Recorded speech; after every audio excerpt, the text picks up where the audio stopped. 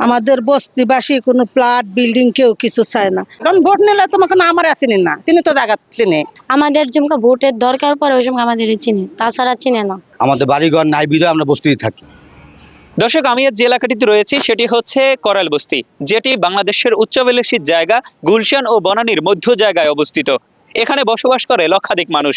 আসন্ন ত্রয়োদশ জাতীয় সংসদ নির্বাচনে ভোট প্রদান করবেন 40 থেকে 50 হাজার ভোটার। 12ই ফেব্রুয়ারি ভোট প্রদানের মধ্য দিয়ে তাদের পছন্দের প্রার্থীকে বিজয়ী করবেন। তবে তাদের ভাগ্যে পরিবর্তন কি আসবে?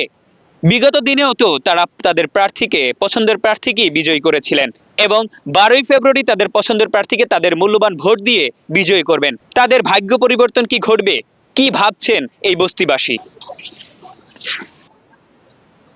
গরিব ধনী সব হন তখন একরকম হয়ে যায়, গরিব কারা সেটা চিনে না। ওনা ভোটের সময় হইলে গরিবেরও মাথায় তুলে রাখে। আমরা চাই আমাদের সুযোগ সুবিধাটা কইরা দেখ, যেমন 3-4 মাস থেকে আমাদের গ্যাস নাই, এই পানি কিনা খামন লাগে, কারেন্টের লাইন একবার জায়গা আবার আরেকটা লাগান লাগে, এমন করে তো আমরা চলতেছি।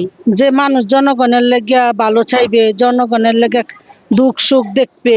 আমাদের বস্তিবাসী কোনো প্লাট বিল্ডিং কেউ কিছু চায় না। আমাকে বস্তিবাসী চায় কাজ, মানুষের স্বাধীনতা, এতটুকুই চায়। যে ভালো মানুষ, যে যোগ্য, আমরা তারই ভোট দেবো। তখন ভোট নেওয়ার সময় তখন এখন ঘরে ঘরে যায়, ভাই রে, বোন রে, মা রে, চাষি রে, দিয়ে এটা করবো ওইটা করবো, দেখাশোনা করবো, কয় না, অনেক কিছু কয়। তখন ভোট নিলে তোমাকে না আমার আসেনি না, তিনি তো জায়গা চিনে। কারণ আমরা গরিব মানুষ, কাজ করি ভাত খাই। মনে করেন ছেলেমেয়েরা একটা চাকরি, ভালো একটা চাকরি পাইতাম, ভালো একটা পরিবেশে গেতাম, কাম করতে ভালো একটা চাকরি পাইতাম, করি খাইতাম গা। এইটাই যে সরকারে আসুক, আমরা তো কই না অমুক সবারে দিচ্ছি, সবাই ত্যাগ করছে।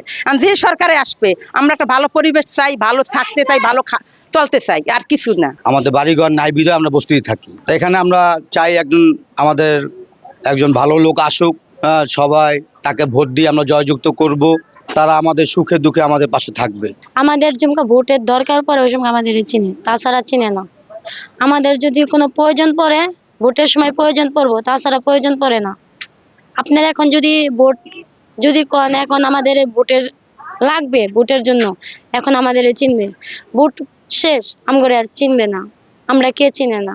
শুধু প্রতিশ্রুতি নয়, তাদের যে সমস্যাগুলো রয়েছে সেই সমস্যার সমাধান এবং তাদের এখানে বাসযোগ্য করার জন্য যে সংকটগুলো রয়েছে সেই সংকটগুলো নিরসনের মধ্য দিয়ে তাদের একটি সুস্থ পরিবেশ, শিক্ষা, স্বাস্থ্য, বাসস্থানে আনবে পরিবর্তন, এমনটাই প্রত্যাশা করছেন এই করেল বস্তিবাসী। হোসাইন সিপাহী, সময়ের কণ্ঠস্বর, ঢাকা।